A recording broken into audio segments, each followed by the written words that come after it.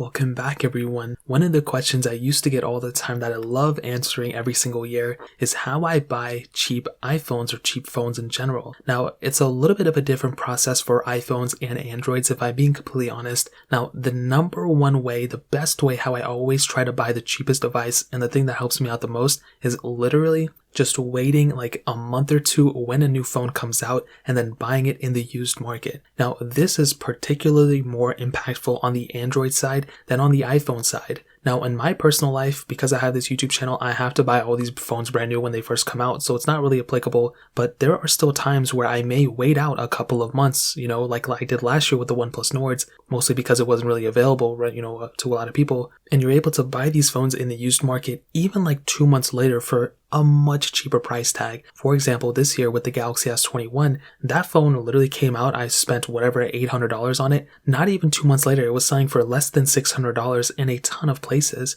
And it's crazy how fast those phones go down in value. So that is the number one thing I always do. Right now, the iPhone 13s are going to come out. If you're watching this video and they're already out, then this probably already happened. Within the next 2 months after that iPhone comes out, we are going to be seeing a much cheaper price tag for the last generation of devices. The iPhone 12s are probably still selling for around $1,000 to maybe $900, maybe $850 to $1,000 for the 12 Pro. Once that phone comes out and 2 months later, dude, I'm telling you, the iPhone 12 Pro is going to be like a $600 phone. So that is another thing I always do, is to buy the last generation when that new generation is out. If you're buying the current generation in the used market, especially so close to the next release cycle, you're going to save like $100 or $200 on an iPhone, even like 11 months later. It's not until that 2 month later gap from that new iPhone do we start seeing prices shift and all that stuff. I've seen this time and time again. I've been in this space for a while, and that's exactly what happens. So that's kind of my theory and logical things between an iPhone and an Android. With an Android, I wait 2 months after the phone comes out and I can buy that exact same phone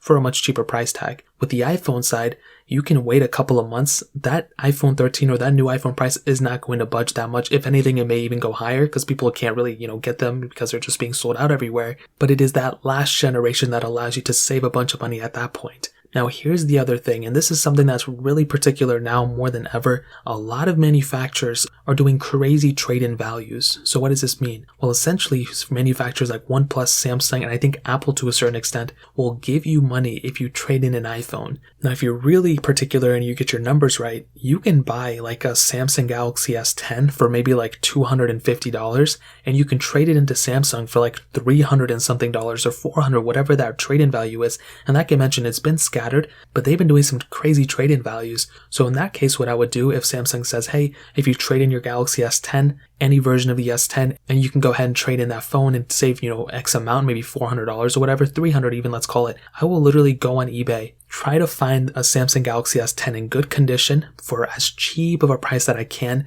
and that spread between what I buy it for and that price tag of that, the trade-in value is what I'm going to basically be saving on that phone. And if you do this, I've seen people save a bunch of money, hundreds and hundreds of dollars into doing this.